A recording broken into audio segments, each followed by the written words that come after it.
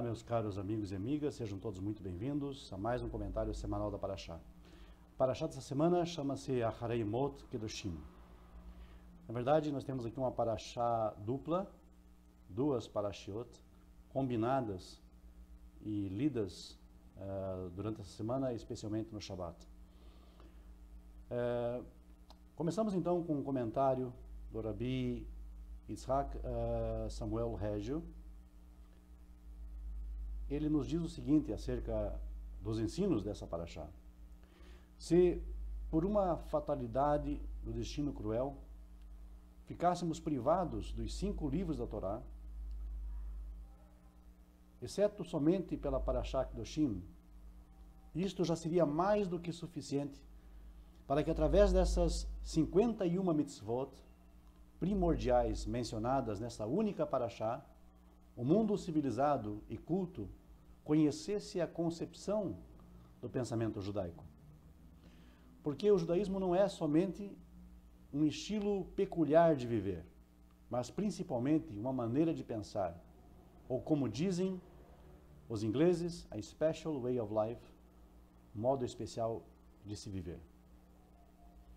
E sobre cada uma dessas 51 mitzvot ordenadas na Parashá Kedoshim, já foram escritos talvez dezenas, centenas de volumes explicativos, interpretativos, e a matéria, por ser tão atual, especialmente na época em que vivemos, ainda não está esgotada, dando muita margem para ilustrações à luz dos tempos atuais, dos dias correntes. Tentaremos então agora esclarecer numa linguagem mais simples possível e compreensível a todos, uma cerimônia religiosa celebrada principalmente no santuário móvel, no tabernáculo, na Mishkan, e depois também no templo.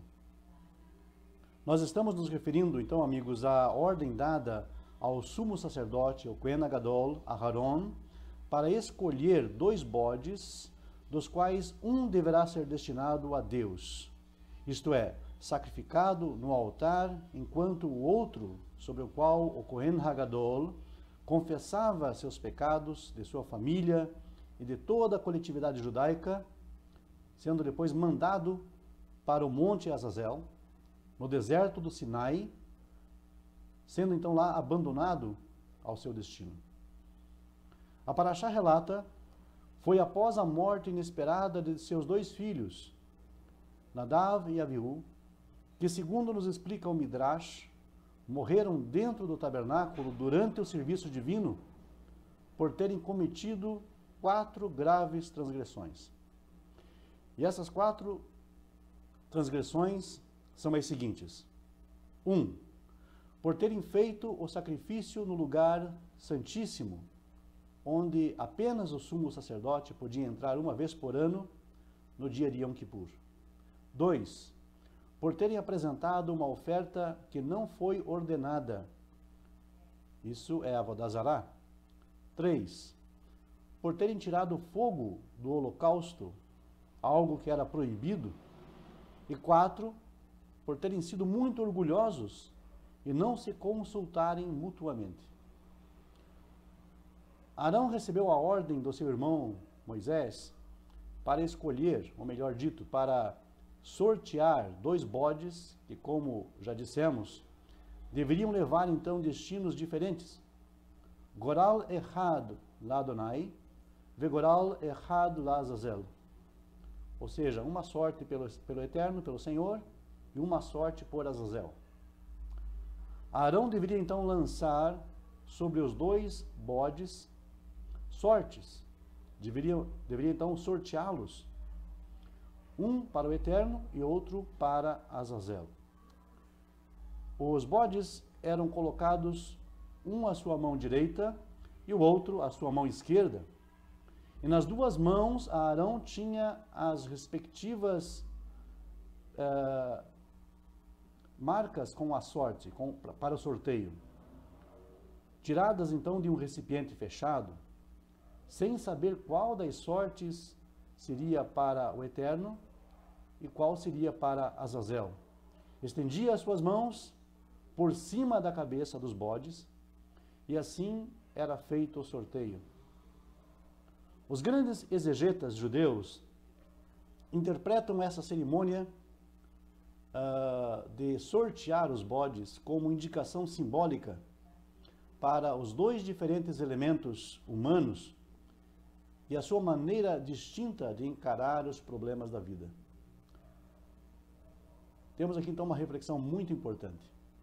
Uma que encarna com o seu estilo de vida, pela pureza das suas ações e pensamentos, aquela máxima que em muitas sinagogas está gravada com letras douradas por cima do Aron HaKodesh, que diz o seguinte: Shiviti Adonai Linegedi Tamid, tenho o Eterno sempre à minha presença, sempre na minha frente, sempre diante de mim.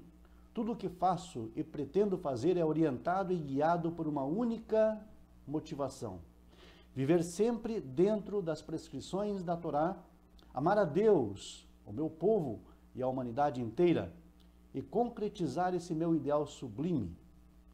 Não receio qualquer sacrifício. Esse elemento humano que representa, pela nobreza do seu caráter, a perfeição da criação divina, é o símbolo daquele animal que levaria, digamos, a sorte por Hashem. Mas também existe um elemento radicalmente oposto.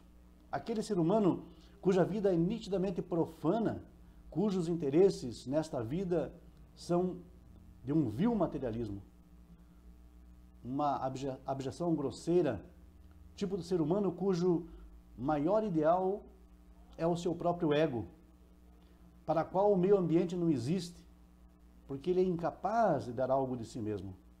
Esse tipo de pessoa vive na autoilusão de ser um elemento útil na sociedade, mas quem for capaz de deitar um olhar dentro da sua alma vazia e pobre, vai verificar facilmente que ele, pobre coitado, não é nada mais do que um bode isolado no deserto. Pois nós todos sabemos muito bem que existem não somente desertos geográficos, mas também desertos existenciais, e o que é mais lamentável, desertos espirituais, intelectuais, assim como existem climas que não dependem somente das condições atmosféricas, mas sim do calor das nossas almas e dos sentimentos de nossos corações. Este segundo elemento também não se importa de fazer toda espécie de sacrifício para alcançar um fim, mas é o fim próprio, é o fim do ego que distingue esses dois caracteres.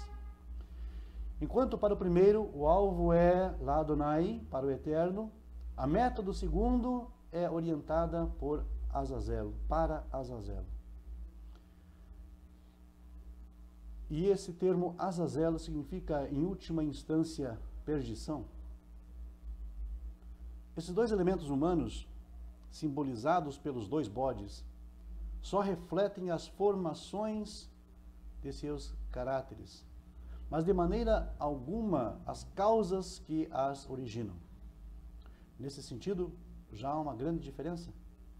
Pois enquanto os dois bodes do dia de Kippur dependiam do sorteio, de um puro acaso, porque não havia causas positivas que determinassem esse acaso, e ao contrário, o Talmud nos ensina que esses dois bodes deveriam ser absolutamente iguais na aparência, na altura, no valor.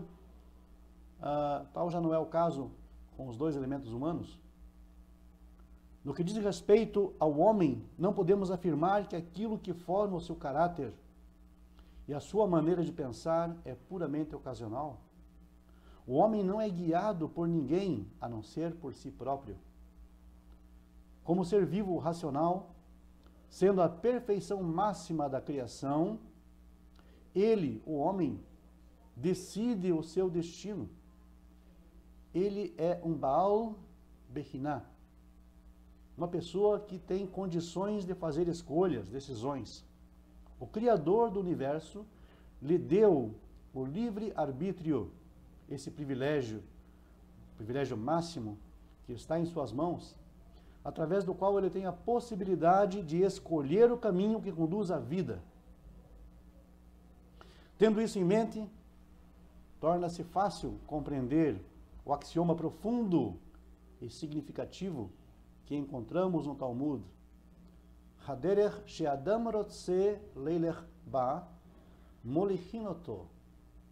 O homem só segue o caminho que ele próprio quer trilhar. E o fato de que a Torá nos recomenda o Vaharta Bahaim, Lemante Rie Ata Bezarecha. Escolherás, pois, a vida para que vivas tu e a tua descendência. Não são incoerências do livre-arbítrio. E é nessa escolha que consiste a diferença entre o homem e o animal. A cerimônia de sortear os bodes, oficiada no dia mais sagrado, no lugar mais sagrado e pelo homem mais sagrado, o sumo sacerdote, é talvez a mais bela e a mais significativa demonstração de que o acaso pode ser um fator decisivo quando se trata de animais inocentes, mas nunca em relação ao homem, que é, sim, responsável pelos seus atos, responsável por aquilo que fala, responsável por aquilo que faz, responsável por aquilo que pensa, responsável por aquilo que decide, responsável pela sua vida, pela vida dos demais, dos seus familiares, responsável pelos seus vizinhos, responsável pela sua comunidade, responsável pelo ser humano como um todo e por toda a criação. Citamos acima ainda a Guemará, há pouco, que os dois bodes deveriam também ser iguais nos preços, nos seus valores. Se aplicássemos essa norma, isto é, os preços iguais na nossa vida, não seria tão grave. O que é lamentável, é um fato triste, e um fato triste, é a constatação que para Azazel, para as coisas que se perdem no deserto, coisas fúteis, infrutíferas, levadas ao vento, nós preferimos pagar sempre um preço muito mais caro. Nesses casos, o dinheiro não tem importância alguma, é simplesmente esbanjado.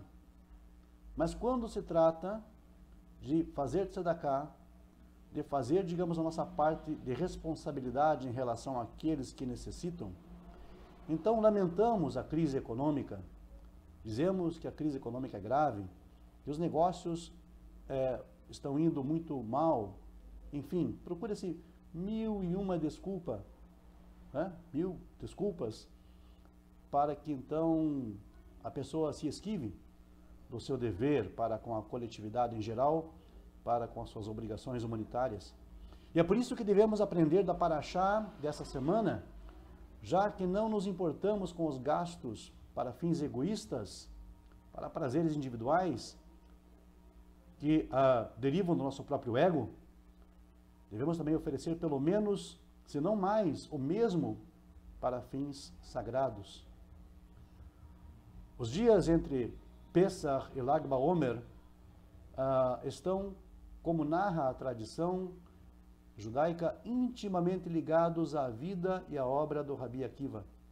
E esse grande mestre, que é comparado a Moshe Rabbeinu, o maior intérprete da Torá de todos os tempos e o mais exato expoente do Talmud, nos legou, entre outros inúmeros ensinamentos, também a máxima sublime, Hakol Tzafui Yareshut Netunah, Uvetov Haolam Nidon Ve'akol Lefirov Hamase. Tudo está previsto e o homem tem o seu livre arbítrio. O mundo é julgado com benevolência e tudo depende da maioria das ações praticadas. Aquele que compreende este ensinamento saberá escolher na vida o caminho que conduz lá Adonai, para merecer a denominação honrosa homem e para Bahai Bahem, ou seja, para viver dentro desse espírito dos ensinamentos da Torá. Daber el kol adat bnei Israel, ve'amarta aleichem. Kedoshim tihiu, ki kadosh ani Hashem Eloheichem. Fala a toda a congregação dos filhos de Israel, diz o Eterno, lhes dirás, santos sereis, pois santo eu sou, o Eterno vosso Deus. É com essa recomendação que começa o capítulo com as mais importantes prescrições de Kedushá, de santidade na Torá. Apesar de já termos, ao longo dos estudos das Parashiot, abordado o tema da santidade com bastante clareza, nós precisamos entender exatamente o que significa ser Kadosh, santo. Torna-se imperativo citar a explicação do Rashi nessa Parashá, em conexão com a ordenação santos sereis, que segundo o famoso exegeta francês, significa afastai-vos de toda espécie de imoralidade e de transgressão. Achamos que a noção de Kadosh exige uma definição ainda mais clara, e é fato. O judaísmo não conhece outro santo além de Deus, outro Kadosh. Em que então consiste a substancialidade de Deus? No ser diferente, no ser fora de toda a natureza e por isso em liberdade. A opinião de Spinoza, Deus sive natura, Deus é igual à natureza, é uma flagrante renegação da doutrina básica do judaísmo. Fora da natureza é o reino da liberdade. Santo significa livre no mais transcendental grau. Mas o homem nunca é fora da natureza, nunca pode sair dela. Para o ser humano só pode prevalecer sempre a aspiração à santidade. A aspiração que tem em mira, tem como objetivo livrar suas ações de tudo o que é terrestre, material, fútil, mesquinho, profano, uma aspiração que seus sentimentos e desejos sejam determinados o máximo possível pela sua consciência divina espiritual. Sabemos que os moralistas de todos os povos orientam os seus adeptos nesse sentido. Segundo Lázaro Zequem, a definição de santo não se esgota no conceito ético. De fato, todos os grandes gênios religiosos sentiram que não pode haver religiosidade sem moralidade, que não pode ser religioso quem não tiver uma base ética, mas só a ética por si não cria religião. A designação do Ser Supremo como santo significa mais do que a sua perfeição e absoluta justiça. A qualificação de santo em relação a Deus provoca no homem culto o sentimento de respeito. Respeito pode harmonizar com o sentimento de amor e nunca com aquele de medo. Da harmonia entre o respeito e o amor resulta disposição, essa disposição fundamental da vida religiosa que eleva o homem aos ideais sublimes, da responsabilidade mútua aos ideais de justiça, bondade, ternura. O santo torna-se bom e o bom por isso santo, formando-se assim então uma síntese indissolúvel, uma santidade intrínseca. A combinação desses dois sentimentos é o que distingue o judaísmo. En kamocha ba Elokim Hashem, ve'en kemaasecha. Não há ninguém igual a ti, ó Eterno, entre os poderosos, nem há feitos comparáveis aos teus. Somente o Deus de Israel é absolutamente santo. Nenhuma outra doutrina é igual à Torá de Moshe, à lei de Moisés, à Torá de Moisés, pois ela não somente é justa, como também puramente santa. Baruch atah Hashem Elokeinu, asher kidshanu b'mitzvotav. Bendito és tu, ó Eterno, que nos santificas em teus mandamentos, em tuas mitzvot. Esta é a oração que se pronuncia antes de toda ação que deve introduzir uma solenidade na vida do judeu. Sabendo que a oração e prescrição são somente meios para o fim, isto é, a consagração, mas nunca serão consideradas como sendo fins em si mesmos. O Ruach HaKodesh, o Espírito Sagrado em nós, a vontade coletiva do Am Kadosh, do povo santo, criou a oração como expressão da vontade divina. Se nos perguntarmos pela motivação dessa determinação da Torá, a resposta é Kedoshim tihiu, ki kadosh ani Hashem Eloheichem. Santos sereis, pois santo sou eu, o eterno vosso Deus. Essa resposta só podemos compreender desta maneira. Vocês foram criados à imagem e semelhança de Deus, Betzelem Elokim, bara et ha'adam.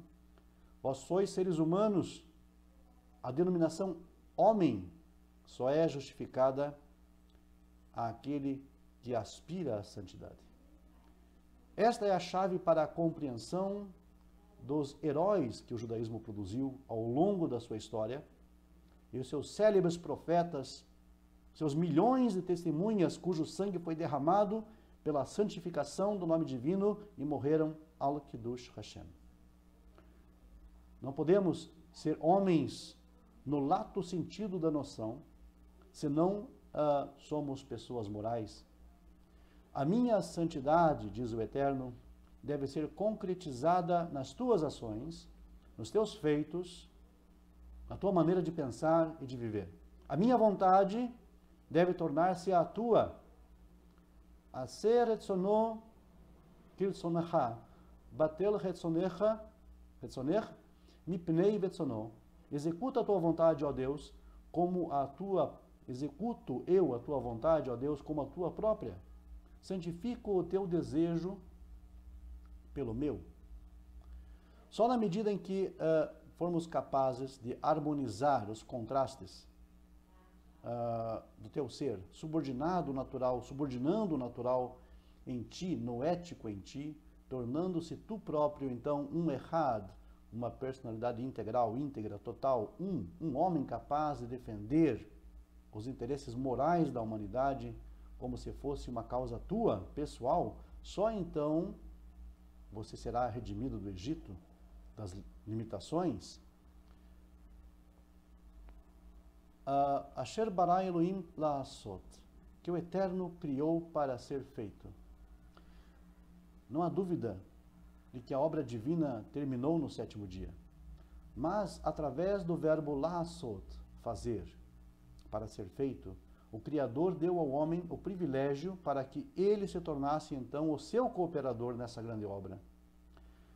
A denominação Am Hanivchar, povo eleito, não significa de maneira alguma eleito de ou entre qualquer coisa, mas sim para fazer alguma coisa, para o cumprimento de uma missão elevada. Muitas vezes a eleição de Israel é má compreendida, má interpretada e às vezes até deturpada por antissemitas. Dizem que Israel se acha povo eleito pelo fato de que se acham melhor, mas não, eles não entendem o propósito. O propósito é que Israel não foi eleito de alguma coisa, ou entre alguma coisa, mas sim eleito para fazer alguma coisa. E por que o povo que viver dentro do espírito da Torá nunca morrerá? Ou, como nos diz o Midrash a respeito de Moisés, Moshe Lomet, Moisés não morreu. Por quê? Porque se eternizou, se imortalizou pelos ensinos que legou a toda a humanidade. Por isso mesmo que o Tanakh, em parte alguma, coloca a ideia de Olam Haba, mundo vindouro, em primeiro plano. A exigência básica é torna-te homem, Yehi Adam. Sendo homem, aquele que acredita em Deus e observa os seus mandamentos, mandamentos que, aliás, não exigem que ninguém creia ou fé, mas sim fazer e não fazer, então você vai se empenhar para que este mundo venha a ser um santuário divino. A tua maior aspiração teu maior desejo, teu maior objetivo deve ser Kedoshim Tihiu, santos sereis. E a Sifrá interpreta: se vós santificardes a vós mesmos, eu, disse Deus, hei de considerar este feito como se santificasseis a mim. Eu, vosso Deus, só me torno o absoluto santo à medida que vocês concretizam na terra os meus ensinamentos. A criança recebe os primeiros alicerces para a formação moral no lar. Ish imo ve'aviv tirau. Cada um a sua mãe e seu pai temerá. O termo irá, em hebraico significa temor, é usado geralmente em relação a Deus, especialmente na frase Reishit Chochmah Irat Hashem. O temor a Deus é o princípio de sabedoria. E por que esta exigência de temor, respeito dos pais é considerada como fundamento dos sentimentos éticos? Porque os jovens que muitas vezes interpretam a autoridade dos pais como sendo uma carga pesada, como coerção, uma severa imposição, reconhecerão, se pensarem de forma objetiva, quão grande é a diferença do nosso julgamento a respeito das coisas da vida, que tocam a nossa própria alma, o nosso próprio corpo, e aquelas que não nos atingem diretamente. Eles hão então de de reparar quão pouco sabem a respeito da própria vida emocional, e quanto menos ainda sabem dos que vivem e sofrem conosco. E todos sabem então, deveriam saber que dessas relações emocionais que nos unem mutuamente dependem a nossa felicidade e paz na terra. Aquele que for capaz de compreender esta verdade sentirá a importância da modéstia. Não entenderá a razão da sua arrogância, da sua altivez para com o seu alheio. Verificará que a juventude é incapaz de perceber os complexos problemas da vida por falha e falta de experiência. E esse entendimento há então de encontrar a mais bela expressão naquilo que qualificamos por respeito. Respeito esse que um homem grande e livre como era Goethe considerava como sendo o elemento mais importante da verdadeira cultura. Aquele que tiver respeito demonstrará ser, na verdade, um grande sábio e conhecerá as fontes das quais brota a pura sabedoria e que não superestima a transcendência das suas capacidades intelectuais. A mais bela e a maior prova da sabedoria consiste em respeitar os pais. O amor devoto e altruísta que uma mãe, seja a mulher mais simples e inculta, dedica ao seu filho, ultrapassa todos os valores da sabedoria. Para os filhos, os pais são mais que gente. Assim como somos incapazes de definir o que Deus é, nós apenas sabemos explicar o que Ele não é, tampouco o indivíduo é capaz de determinar o que são os pais. Mencione-me então todas as virtudes das mulheres que vocês conhecem. A mãe é muito, mas muito mais. É por isso que o mandamento nos diz: Kabed et avicha ve'et imecha. Honrarás o teu pai e a tua mãe. E o Kabed aqui tem a ideia de peso, de honra. Forma em nós, então, esse mandamento forma em nós o amor a Deus e aos seres humanos. Quem faltar ao respeito aos seus próprios pais, não o sentirá também para com o seu semelhante. Claro, claro está então que para que haja respeito para com os pais, é indispensável um ambiente familiar adequado. A atmosfera caseira deve ser então também nos dias da semana sabática. Os pais devem cuidar para que o lar de seus filhos preserve sempre, em todas as circunstâncias, a santidade elevada do Shabat. Numa casa onde os filhos só notam desarmonia, rudeza exagerada, divergências, mesquinharias, brigas, e insultos entre os pais, ou conforme a lógica e sábia interpretação do rabino Samson Raphael Hirsch, os pais deveriam respeitar em si próprios a dignidade de serem pais. Enfim, num ambiente familiar onde não há interesses culturais e espirituais, onde é exigido dos filhos uma cega e rígida observação dos preceitos, no sentido de mitzvot, anashim melumadot, ou seja, sentimento do cumprimento dos mandamentos de forma rotineira, sem inspiração, sem explicação dos sentidos, da razão dessa prática religiosa, dessa mitzvah, explicação esta sem a qual o jovem ou a jovem não é capaz de sentir esta elevação psíquica indispensável para a sua formação moral e ética. Nesta casa não pode haver respeito pelos pais. Por quê? Porque as brigas, os desencontros, a imposição, muitas vezes, tende a fazer com que as coisas, na verdade, desandem. Isso, na verdade, insere no jovem apenas o medo e não o respeito aos pais. E medo significa para o jovem algemas, das quais ele haverá então de procurar livrar-se por todos os meios, na primeira ocasião que tiver. O homem que perde o amor pelos pais, perderá sucessivamente também o amor por Deus, pelo Deus dos seus pais, voltando-se para os ídolos. Sim, também esses ídolos ostentam traços éticos. Por exemplo, Shamash e Marduk, ídolos assírios, empenhavam-se pela justiça, amam a verdade e apiedam-se dos pobres. O ídolo lunar, Sim, era um pai clemente e misericordioso, segundo os seus seguidores. Os habitantes da Caldeia encerraram nos estatutos da sua constituição não só o poder como fator importante, como também justiça e bondade, as mesmas virtudes que nos constam, por exemplo, no livro dos mortos dos egípcios. Mas, porém, em parte alguma, o puramente ético é predominante. O essencial nesses ídolos, ou nos ensinamentos dos seus seguidores, é que tudo isso está entrelaçado à natureza. Querer atribuir aos deuses pagãos virtudes morais constitui uma incongruência ingênua da doutrina pagã. Mas o substancial do Deus único é exclusivamente a santidade, a moralidade. Para o Criador do universo, o caráter ético é fundamental.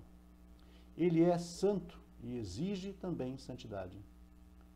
Por conseguinte, então, quem aspirar a aperfeiçoar-se espiritual e moralmente é considerado pela Torá e os mestres também como um homem reto, valioso, mesmo que ainda não seja judeu. A sentença da Torá, Asher Ya'aseh Otam Haolam Vachai Bachem, que o homem cumpra os ensinamentos do Eterno para viver por eles. É interpretado então pelos sábios. O não-judeu virtuoso, ser instruído na Torá, tem tanto mérito quanto o Kohen Gadol, quanto o sumo sacerdote. E mais, Mamzer Talmid Chacham Keden le Kohen Gadol Am Haaretz. Um bastardo erudito é mais considerado do que o sumo sacerdote ignorante. Neste contexto, nós temos então um ensino talmúdico muito importante para todos aqueles que estão trilhando a senda do monoteísmo, mesmo sendo um não-judeu.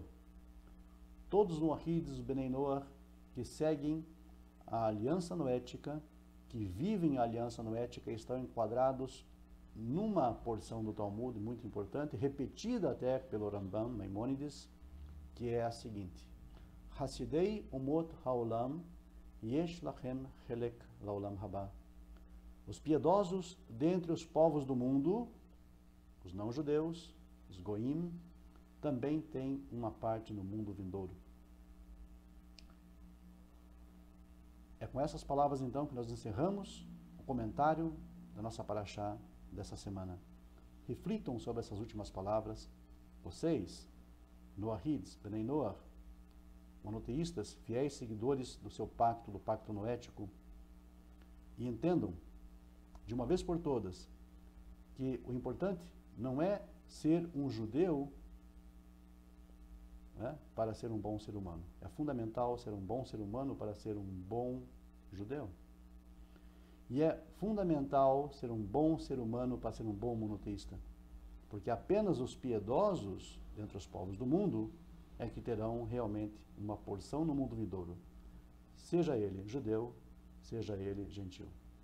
Muito obrigado a todos e até uma próxima oportunidade. E Mirtze Hashem.